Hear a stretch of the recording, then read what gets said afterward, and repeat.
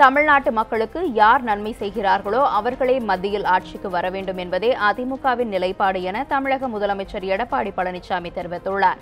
பல்வேறு கட்சிகளில் இருந்து பிரிந்தவர்கள் அதிமுகவில் இணையும் நிகழ்ச்சி சென்னை ராயப்பேட்டையில் நடைபெற்றது.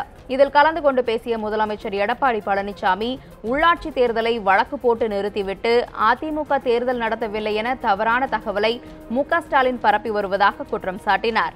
நாடாளுமன்ற தேர்தலில் மக்களுக்கு துரோகம் இழைத்தவர்களுக்கு ஆதரிக்க மாட்டோம் என்றும் முதலமைச்சர் எடப்பாடி பழனிசாமி தெரிவித்தார். தமிழ்நாட்டு மக்களுக்கு யார் நன்மை செய்கிறார்களோ அவர்கள் மத்தியிலே ஆட்சிக்கு வர வேண்டும் என்பதுதான் எங்களுடைய நிலைப்பாடு. யார் ஆட்சிக்கு வந்தாலும் தமிழ்நாட்டு மக்களுக்கு யார் நன்மை செய்வார் அவளைத்தான் நாங்கள் ஆதரிப்போம். அதே தமிழ்நாட்டு மக்களுக்கு யார் துரோகம் அளிக்கிறார்களோ அவளை ஒருபோதும் நாங்கள் ஏற்றுக்கொள்ள மாட்டோம். தொடர்ந்து பேசிய துணை முதலமைச்சர் ஓ பன்னீர்செல்வம், எந்த ஒரு அடிப்படை தொண்டனும் அதிமுகவில் முதல்வராகலாம் என்பதற்கு முதலமைச்சர் எடப்பாடி பழனிசாமியே சாட்சி என்று தெரிவித்தார்.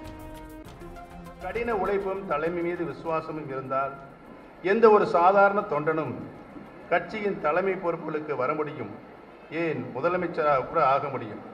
அதுவும் ஒரு முறை அல்ல 3 முறை முதலமைச்சராக முடியும் என்பதற்கு நானே சாட்சி.